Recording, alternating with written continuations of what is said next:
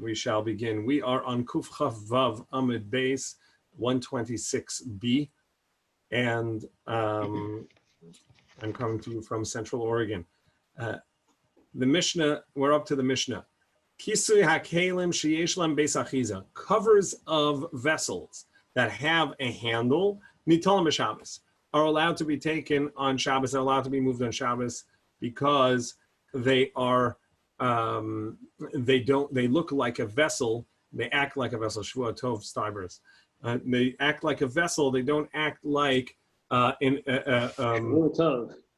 Tov, like something attached to the ground.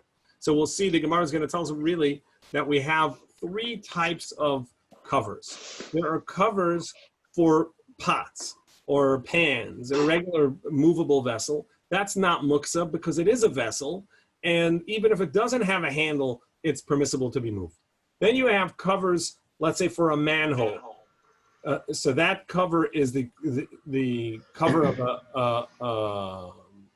that cover is a cover of something attached to the ground, even though that it comes off, and so therefore is a vessel, but it doesn't look like a vessel, and it's not used as a vessel. So unless it has a handle, so that's going to be prohibited because it's attached to the ground. And then we have things that are attached to the ground, but don't usually, but are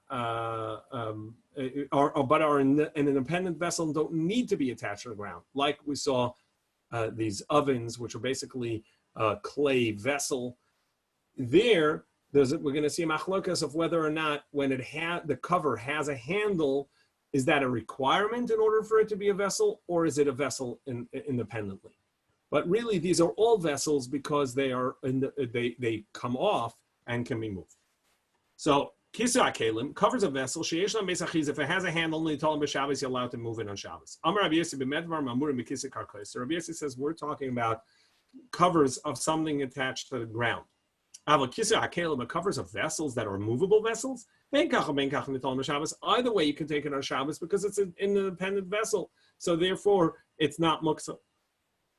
Amar Rabbi Yehuda bar Shela, Amar Rabbi Asi, Amar Rabbi Yochanan. In the name of Rabbi Yochanan, he said, "V'hu sheyesh toras kli alein." It must have a vessel status. And everybody would agree a cover to a manhole, a cover to a pit, anything that's attached to the ground, that a hole in the ground, that requires a handle. If it doesn't have a handle, then it doesn't count as a vessel. And therefore, you wouldn't be allowed to move it on Shabbos. Kisei hakelim, everybody agrees that vessels, regular pots and pans, de'ein lehem beis achiza, even if it doesn't have a handle, it's going to be kosher. Why? Because you're allowed to move it on Shabbos, because it is an independent vessel. Keep ligi. So where's the machlokas in our Mishnah? Bekelim the chavrina bar. It's a vessel like an oven. The chavrina bar that was attached to the ground.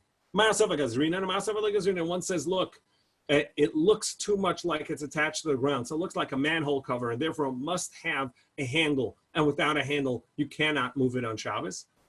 And the other opinion says no, since it's a vessel, even though you attach it to the ground, but it is a vessel, and it's a cover of a vessel, so even if it doesn't have a handle, it is a vessel, and you're allowed to move it on Shabbos. Lishnachrina, another interpretation, kipliga bekisit tanur, by a cover of an oven, which also, as we mentioned, that's a vessel that's attached to the ground. One compares it to the covers of land, of ground, and one compares it to the cover of a vessel. With this, we complete Kol HaKelim, the 17th chapter of Shabbos. We should come back to Be'ez Hashem. The next parak we're going to deal with right now is removing storage that someone had stored, whether they're grains or hay. They have items in storage, barrels of wine, and now they need to move it either for guests or for students coming to learn. What's allowed to be moved? And Rashi says this is not really a muktzah question. This is a torach b'Shabbos question. This is a question of, is it too much work? There is an opinion in the Rishonim that says that it is still related to muktzah, but we're going to go with Rashi. This is not a muktzah question. This is really a question of whether or not this is too much work on Shabbos. So mefanin afila arba v'chamisha kuba shel teva, and you're allowed to move even 4 or 5 baskets, let's call it, of hay, v'shel tavua, of straw, of shel tavua, or of hay, mepnei ha'orchim, in front of guests, u'mepnei bittul beis hamedrash, or because there's a disturbance in the study. But you cannot move a storehouse. And so the Gemara is going to explain, what does this mean? You cannot move a storehouse. And what does it mean 4 or 5? Is it 4 or is it 5? The Mishnah now is going to list a whole host of things that you're allowed to move, meaning they're not muksa, because they're usable on Shabbos, and then a list of things that you're not allowed to move because they are muksa. And the Gemara is going to ask on each one, why do I need to tell you this? It would seem obvious. So here's a list. Mafan and Truma Tahara, Teruma, which really a Kohen is supposed to eat, even though that it is, since it is Tahor, since it has not become ritually impure, it has not become Tameh, so therefore it's edible to the Kohen, you're allowed to move it.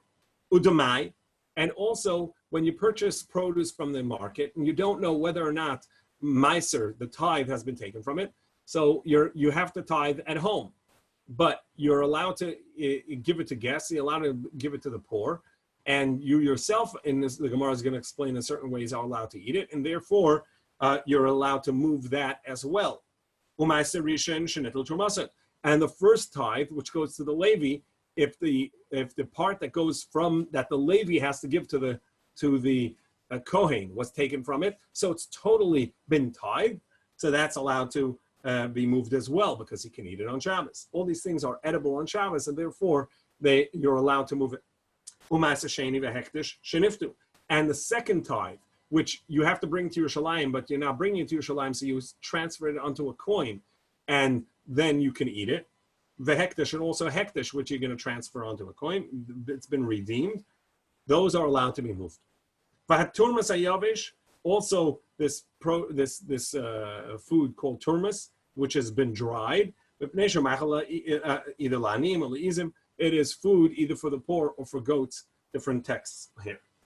What may you not move? But in other words, what's not really usable on Shabbos, and therefore you're not allowed to move it. Aval, tevel, but not produce that has not had teruma, which is the first tithe that goes to the kohen taken. Or not the first tithe, the real tithe, 10% that goes to the Levi. Shalenet or tumasa, if the teruma, the Levi had not taken the teruma from that. And also the second tithe, or hektish, the hektish, shaleniftu, that had not been redeemed onto a coin.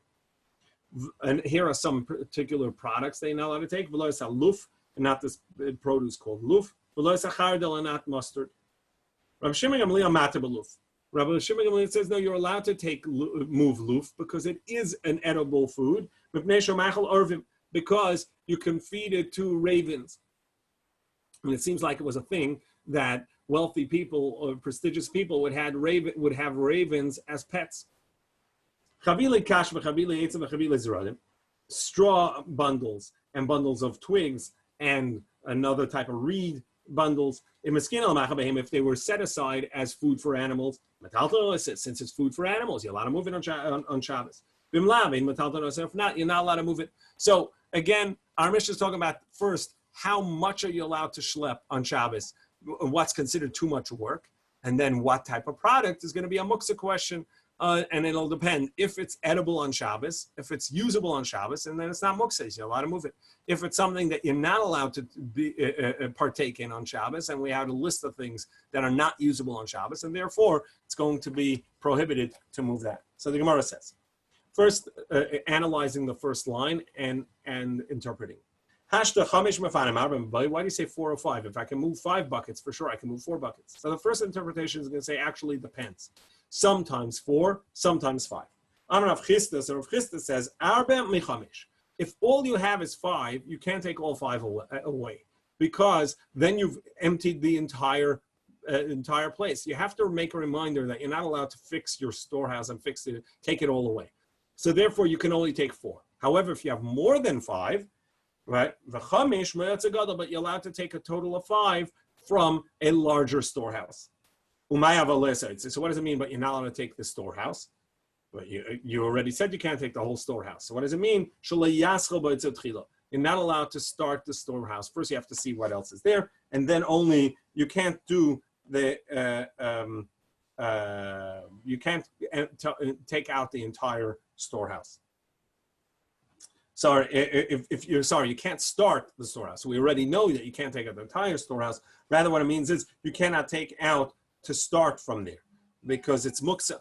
Only if the storehouse had already been opened and you've already been feeding animals from that storehouse, then you're allowed to take out more to make place for the guests. Shmuel says, no, that's not the meaning of, sorry, and we're going to skip the line. And then the opinion of our Mishnah is going to be Umani, and whose opinion is this? Rabbi. The opinion is going to be Rabbi Yehuda, who says that muktzah, that there is muktzah. My Rabbi Yehuda, it's Rabbi Yehuda who holds up muktzah. Therefore, it's going to be prohibited. But according to Rabbi Shimon, who doesn't hold of muktzah, indeed, you're allowed to start your storehouse also, because who cares that I've never used the storehouse, and therefore it's set aside, but it's edible, so I'm allowed to go in and get there. So, but according to Rabbi Yehuda, who he says our Mishnah is going to hold of, the reason is because since I've put all this produce away in the storehouse and I've not taken anything out yet, that's all considered set aside and not usable on Shabbos. Shmuel Amar, however, Shmuel says no, the meaning is something else entirely. No, really, 4 or 5 is really the way people speak. I mean, as much as you need, 4 or 5, whatever you need, but that's just the manner of speech. And now we're on Kuf Chav Zayin at Aleph 127a. And really, you can even take 10, 12, 15, whatever you need, and it's just a manner of speech of saying 4 or 5 as much as you need. Therefore, even more you're allowed to move. So what does it mean you can't take out this storehouse? You can't take out everything from the storehouse, because once you do, you may start fixing up the ground to make it smooth to restore in there. Because you may, but you may end up fixing the holes in the ground. But of course, you're allowed to start, and you're allowed to start a storehouse because it's not muktzah. Because this is the opinion of Rabbi Shimon, who doesn't hold of muktzah. Umani Rabbi Shimon is less like muktzah, who doesn't hold of certain cases of muktzah. As we've seen before a lot, Rabbi Shimon is of the opinion that there's a very narrow interpretation of muktzah. Tana Rabban. So the Brisa taught them maschila ba'itza v'techila, aval oisa shvil kadei sheikonas v'yetze. So you're not allowed to start a storehouse, but if you did, but what you can do is you can make a path in order to get in and get out. So Gemara says, and how do you make a path in there? You're not allowed to get in there. You said it's muksa. So this is what the Brisa means. You can kick with your foot, you can move aside some of the produce so that you can get in and get out. Grain that has been gathered, bundled. If you started using some of the produce from in there before Shabbos, you're allowed to continue on Shabbos. If not, you're not allowed to use anything from there. So whose opinion would you think this is? This is the opinion that says muktzah, that says that something that you didn't intend to use on Shabbos really is going to be muktzah. And over here, since you bundle the produce and set it aside, this will be the opinion of Rabbi Yehuda, who says muktzah. Rabbi Shin, who says there's no muktzah, you're allowed to use this produce. The problem is, Divrei Rabbi Shimon, the Brisa says, this is the opinion of Rabbi Shimon. And Rabbi Acha Matir, Rabbi Acha is the one that permits. So Gemara says, Kalapei Lai. What are you talking about? Where's this going? Ela Ema Divrei Rabbi Acha. Rather, the text is wrong. It's the other way around. Rabbi Acha is the one who says you're not allowed to use the produce if you hadn't started opening these bundles and eating from them before Shabbos. And Rabbi Shimon says you're allowed to because he doesn't hold of such a muktzah. Rabbi Shimon Matir. Tana, so we have a brisa that says, Kama shir tavua tzavura. How much it counts as a bundled amount of produce? Lesech, a measure of lesech, which is half a kur, which is 15 seah. It's a measure. Rabbi Nechunya asked Abaye this: how much is this gathered grain? They've said already that this is a lesach, this half kur. Now he asks another question. When in our Mishnah it says that you can take 4 or 5. So in the second opinion it said 4 or 5 didn't mean anything. Shmuel said it's just a manner of speech. But in Rav Chisda's first interpretation, according to Rav Chisda, that says that it max 4 or 5. Does that mean 4 or 5 trips? Going in, take a basket out, and back and forth, or is the meaning that I can the measure of 4 or 5, but I can do it in 10 trips. I can do it all in one trip. Only that amount. That the idea is to go as little as possible. Or perhaps if I can take less at a time, even if it's going to take me 15 trips, that's going to be fine. One brisa teaches that you're allowed to take 4 or 5 bundles, 4 or 5 baskets full of jugs of wine and jugs of oil. And one brisa says you can even take 10 or 15 baskets, bundles of wine and oil. So what's the distinction? What's the machlokas between the two? Wouldn't you say this is the distinction between the brises? If one says, no, you have to do as little schlepping as possible, even so you can't do it 10 times. You can go once and take a bundle, twice, take a second bundle, up to 5 times. And that's it. You can't do more than that. If one says, no, if you want to do more trips, taking less each time, great, that's good. So Gemara says, no, everybody agrees. Walking back and forth less is more important on Shabbos because you want to work less. And it doesn't mean 10 or 15 basketfuls, but rather how many jugs.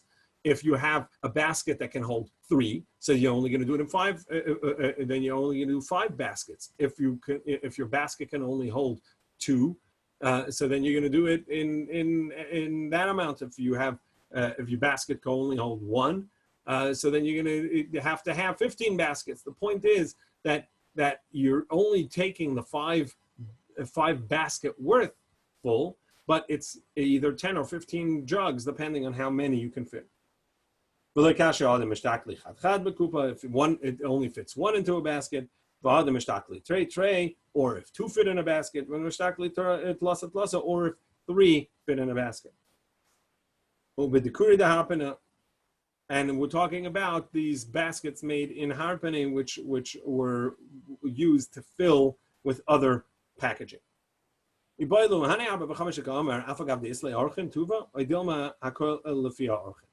When we said 4 or 5, is that for one guest? Is that for regardless how many guests? Does it go per guest? 4 or 5 bundles you can take out per guest, or 4 or 5 bundles total, regardless of how many guests? If you tell me, well, no, that means per person, and if you have more guests, you can take more. When you empty, is one person allowed to do all the work? Since the concern over here is that you shouldn't work too much on Shabbos, well, can one person empty 15 bundles for 3 guests? Or do we say no, that each person is going to have to take his own 5 bundles because a max a person is allowed to schlep on Shabbos is 5 bundles? Tashema. So let's prove it from a story. The Amar Rabbi said, Amar B'chi, in the name of B'chi, came to a certain place. And he saw that the space for the students was too narrow, and they were squeezed in. So he wanted to make more space. So he opened up into the field. But he found that the field was full of bundles of wheat. So he gathered all the bundles of the field. And another story is said in the name of Rabbi Shaya. That Rabbi Chia came to a place where he saw it was too tight for the students. And he went out and he saw that the field was full of bundles. Rabbi Chia did the same. He gathered all of the field. So you see, depending on how many guests you have, and if you have more guests, you're allowed to make more space. And we now have to address, does one person do that or everybody does it? Does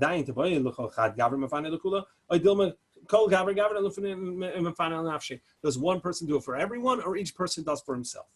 Tashamasa, let's try and prove it from the fact that Rebbe himself did the entire area. Tashamavi ime Rebbe. Rebbe did the entire thing. So Gemara says, no, that's not what it means. Don't take that literally. Rebbe did it all by himself. So Rashi says that can't be. He was the prince of the people. You think he would have done it and they would have let him just gather all of the bundles in the field by himself? Tosa says, could he have? I mean, that's a lot of work for one person. Could he have? Must be that it means that he arranged for all of it to be done. That's what it means, Rebbe Imer. It doesn't mean that he did it himself. What it means is Rebbe arranged for everybody to take all the stuff, all of the bundles. And therefore, we don't know whether he did more than 5, the max that's allowed per person, or, according to Rav Chisda, or that he did more than that, and for many guests, you're allowed to do much more work. Perhaps it would mean that everybody has to do it for themselves, and he just commanded everybody. He had it arranged that everybody did. Now the Gemara is going to say, if you look at the wording of the Mishnah puts together 2 reasons you're allowed to empty and do this work on Shabbos, either for guests or for learning. Now we see that guests and study of Torah is equivalent. Rabbi Yochanan says, how great is bringing in guests, because it's like getting up in the morning to study Torah in the study hall. You see the Mishnah put them together. Rav Dimi ben Ardai and Rav Dimi of Ardai said, actually, it's even more than the study of Torah in the morning. How do we know? Because the Mishnah put it first. It said for guests and for the study of Torah.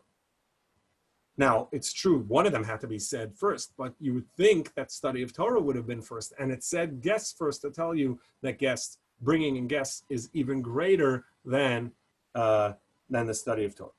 Rabbi Yehuda Marav, in the name of Rabbi Gadol, receiving guests is even greater than receiving Shekhinah. How do we know that? Because Avraham did a bris, and it was a hot day. He was sitting outside his tent waiting for guests, and it says Hashem came to visit him. And then he saw the guests, and what did he say? He says to Hashem, please Hashem, as it says over there, Vayomer, and he said, and it says Hashem's name, the way we pronounce it, of my master. Now, if he was talking to the guests, then Adonai would mean my master, he's talking to the guest. And it's not a Shem Kodesh, it's not the holy name of Hashem. But the other way to read that is that he's talking to Hashem, and he says to Hashem, who just came to visit him, wait Shekhinah, wait my master, meaning Shekhinah, wait, please don't leave me, because I'm going to do the mitzvah of Achnasas Orchim. Vayomer, im no mitzvah sechem be'enecha al notava ba'al avdecha, please don't leave. See the distinction between human attributes and Hashem's attributes. A smaller, lower, lesser person cannot tell somebody else, please wait for me. A greater person, wait for me. I'm not going to wait for you. Wait till I come to you. It says, and he says to Hashem, and it's Hashem's name, if you please, if I find favor in your eyes, do not leave. In the name of Rabbi Yochanan, there are 6 things that a person will do, and not only does he benefit of it in this world, there is a personal benefit for it in the interaction with humans and a social benefit, but also the real reward is in the world to come. These are them, bringing in guests. That makes an enormous benefit for a person in having friends and in community and connection. Ubikar Cholim, visiting the sick, the same. V'iyun tefillah, and a proper focus in davening beforehand.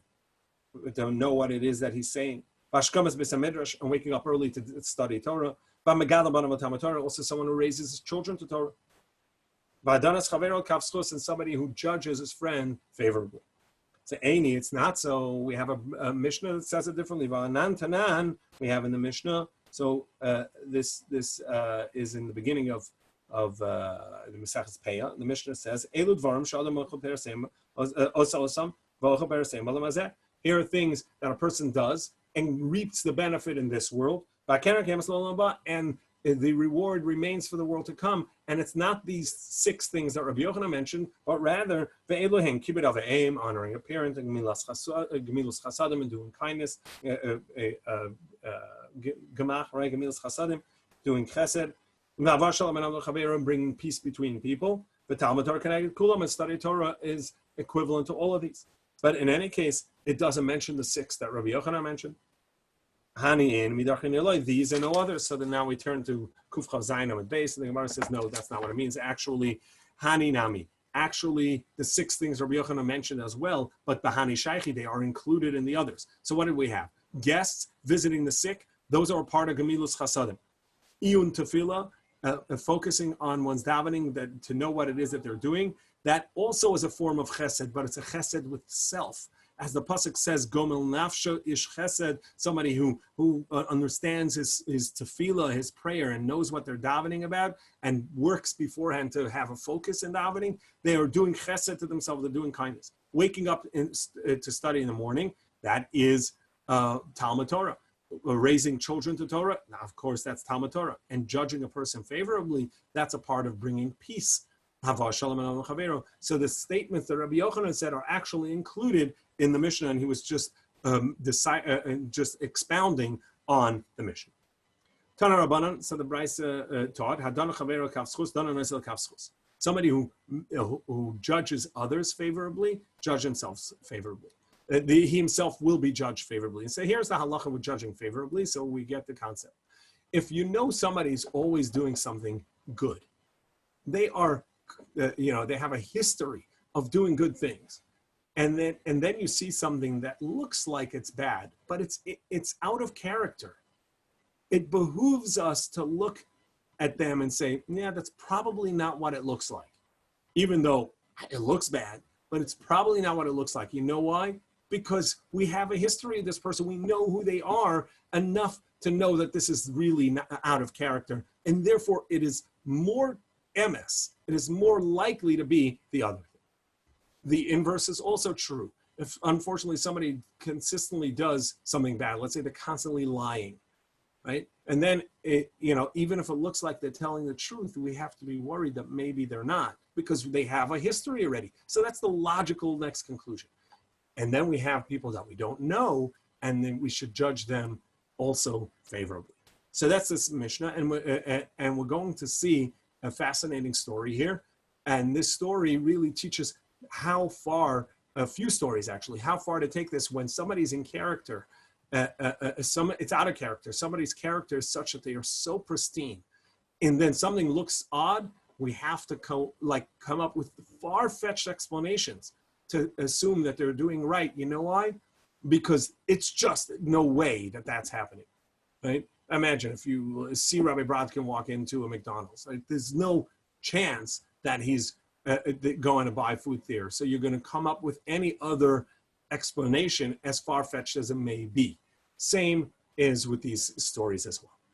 Gemara says, there was a story with an individual, Sheyarad Migalil and came from the upper Galilee. In this case, and he came by a certain homeowner, a landowner actually, Bedarim in the south, Shaloshanim. He worked for him 3 years, and he got paid on a regular basis, so he knew that the person is trustworthy. But once, when it was payday, and it was Erev Yom Kippurim, or Erev Sukkos, different text, but either way, it was Erev Sukkos. Amar lo, and he said to him, okay, I got to go home to my family for Yantiv. Let me go home so I can feed my wife and kids. Amar le, ainli mos. So I'm sorry, I have no cash. Amar le, tenli payers. Okay, so pay me in produce. I'll sell it in the market on the way up, and then I'll get the money. Amalei Ainli says, I have no produce. And this is a wealthy landowner. So he said, Tainli Karka. Okay, so why don't you pay me in land? Ainli says, I have none. There's a wealthy landowner. Tainli Behema, so give me some animals. I know that you have animals. Ainli, I have none. Tainli Karmik Susses, okay, so give me household housewares, so pillows, blankets. Ainli. So, all right, got nothing, you got nothing. Hivshul Caleb La'acharav, he threw his bundle over his shoulder. And he went home saddened that he doesn't have what to bring home for his family for Yom Tov. The landowner came with the payment for the labor, and with it 3 donkeys laden. One full of food, one full of drink, wine and beverages, and one with delicacies. He went to his house, they ate and they drank and they had a good time. He paid him full. And then the landowner, the employer, asked the employee, when you asked me to pay you, and I said, I have no money. But what did you suspect me? So he said, I actually didn't suspect you anything. What I thought was, Amarti, I said, Shema Parakmati, maybe you used all your liquid cash to purchase a good deal. Some merchandise came into town that was really cheap, and you purchased it in order to make a profit later. And so you had no cash. And when you said, give me some of your animals, and I said, I had no animals, what did you think? What do you think? Maybe you had leased them out to someone, and so they were not available. And when you asked me for land, and I said, I'm sorry, I have no land, what did you think? Maybe you leased that out. A classic way of landowners leasing their land was that they would do hakira, which was basically a sharecropper deal. You lease it out to someone who's going to do the work, and they get paid in the percentage of the produce, and so he can't give the land because it's already in a deal with someone. And when I said I had no produce, what did you think? Maybe they were not tithed and not worthy yet, ready for tithing, and so you couldn't give them to me. When he said, give me some housewares, pillows, blankets. What did you think? And I said I didn't have. What did you think? At that point, I thought, you know what? Maybe he donated all of his assets to the Beis HaMikdash, and he's left with nothing. So as absurd as that would sound, in character for the person, for that landowner, Rabbi Akiva knew, sorry, I didn't tell you this yet, the laborer was Rabbi Akiva. And Rabbi Akiva knew this is out of character. There's no way that this landowner would do this to me. And the landowner was Rabbi Akiva's teacher, Rabbi Eliezer ben Horkanes. And he said, there's no way. I know this person. I'd rather come up with far-fetched things as far as thinking that he donated away all of his produce and all of his assets, rather than think that he has the money and doesn't want to pay his laborer. Amalei avodas, he said, by the service of the mikdash, meaning a promise. Kach, that is indeed what happens. Hadarti kon lachasek b'shvil Hurkanes b'ni. My son Hurkanes didn't want to go to study Torah in the academy. He said, no, I want to inherit you, Dad. I want to take your assets. I said, you know what? My assets don't go to you. I'm donating them to Shamayim. I'm donating them to Beis HaMikdash. And afterwards, he realized that was not the right response. And so he went to the Chachamim to have it annulled. But in the meantime, when Rabbi Akiva came for his pay, he had no assets. He was penniless at the time. So, my son wasn't studying Torah. When I came to my friends, to the Beis Din in Durham, in the south, they annulled my vow. And you, Rabbi Akiva, just as you judged me for goodness, may Hashem judge you for goodness.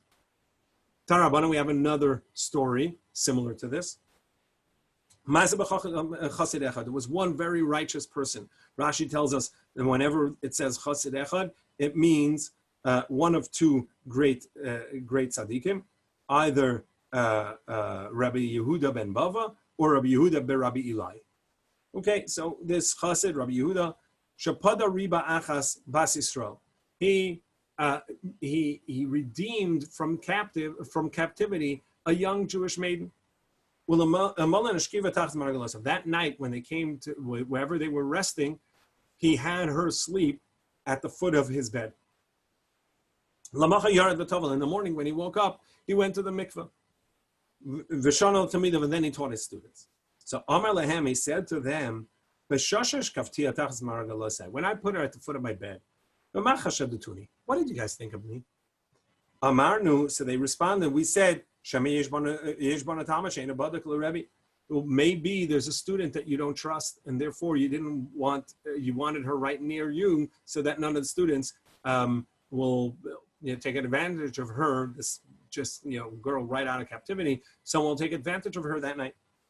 And in the morning when I went to the mikveh, right, as we know that someone has a semen emission has to at that time would go to the mikveh because of the establishment, the enactment of Ezra, not to study Torah or daven when somebody had a semen emission. So when I went to the mikveh, what did you think? Maybe perhaps on account of the journey, you had a semen emission in the middle of your sleep. It had nothing to do with, we had no doubt or no thought whatsoever that you had done something inappropriate with this young maiden. Indeed, that's what happened. That and you're correct, and thank you for judging me properly. Just as you judged me favorably, so too Hashem should judge you favorably. Tarabana, the Brisa taught another story like this.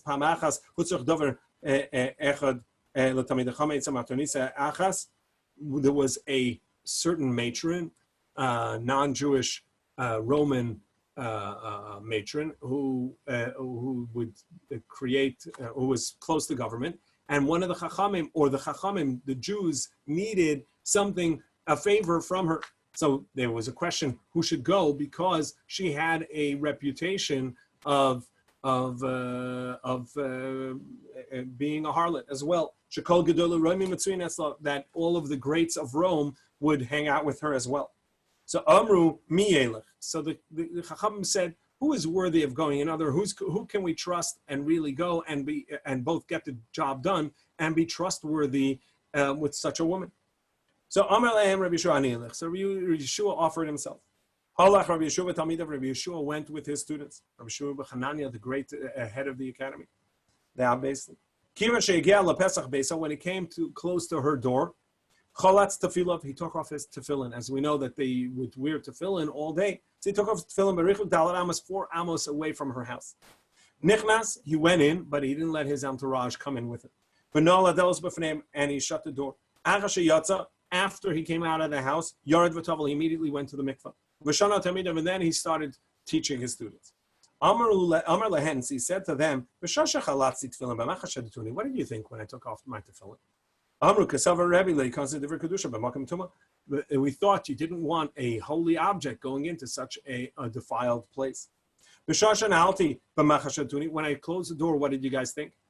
Amru, they said, Amarnu,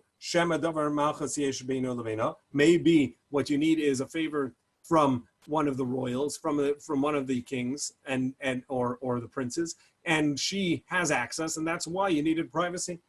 And when I went to the mikveh, what did you assume? We said,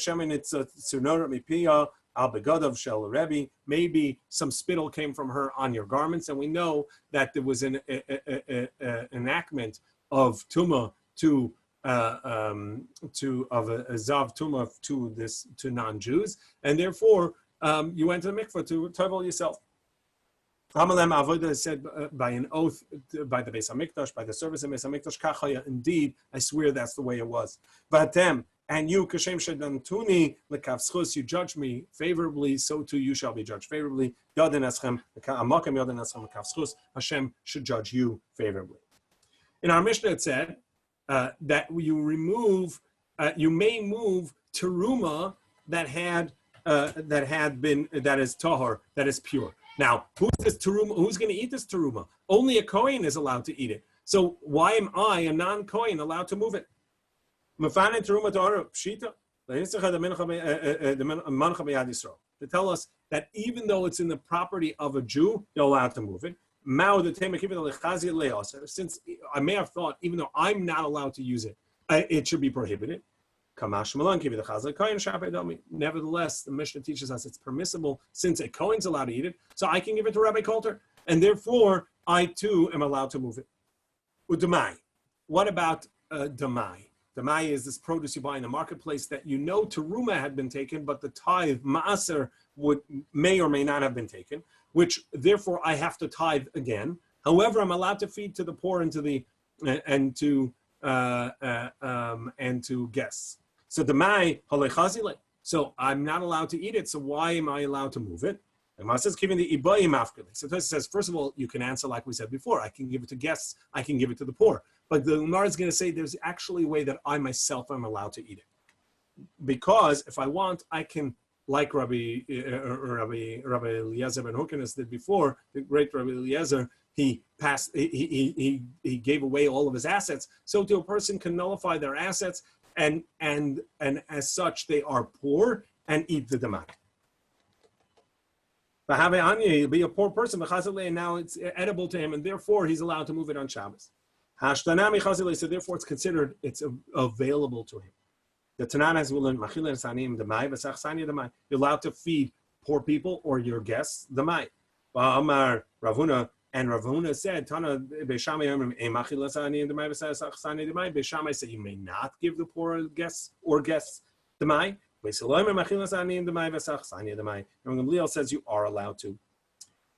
So Beis Hillel say you are allowed to. The next Gemara, we understand a little bit about how the system of teruma and maaser, of tithing, worked. When somebody gathered their grains, so while the grains were still in their stalks, when he made the bundles, it's immediately obligated in the tithe, the first tithe. However, the primary mitzvah is to first give teruma to the Kohen, which is about 2%, and then only thereafter would he take the 10% and give it to the Levi, which is the first tithe. But the obligation for teruma only comes once he's taken the grain out and made a pile of grain. While it's still in the stalk, it's only obligated in the tithe. And if you tithe it at that point, the part that you gave to the Levi as a tithe does not require the original teruma 2% that you're supposed to give to the Kohen. To sort of avoid the tax on that. It's a tax loophole, if you could. So obviously, I mean, the teruma had been taken. It's a complete product. Why would you think you couldn't eat this? It's a full. You can't move it on Shabbos. It's edible. It's a teruma had been taken, and the meiser, it's meiser. No, what he's talking about is that he took the tithe, the meiser, while it was still in the stalks, and therefore never became obligated in the primary teruma, the first teruma. But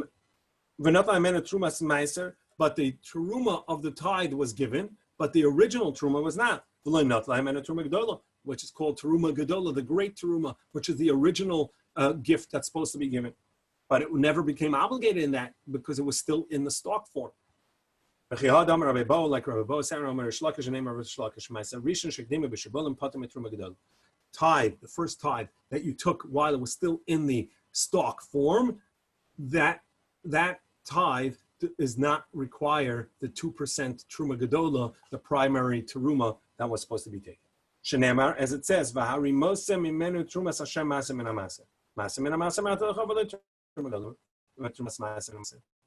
Torah says, when we give 10% to the Levi, the Levi then has to take 10% and give that back to the Kohen as his tithe of the tithe that he got.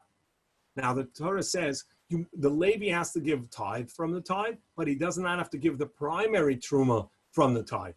And therefore we know that if it was done in a way that you were allowed to first take the maaser, the tithe, because it was not yet obligated in teruma, the Levi does not have to take that teruma. And that's what our Mishnah is hinting at. Rav Papa said to Abai, if that's the case, even after he made a pile of grain, that should also be true if he took the tithe first. The Torah says you never take the primary teruma from the tithe. Amalei said to him, no. That's why the Torah says, from all of your gifts, you have to give teruma. There is a time that you have to give teruma, as we just said. If it was still done in the stock form, that's when you took the 10% for the Levi. So the Levi doesn't owe the primary tithe because it was never obligated in that.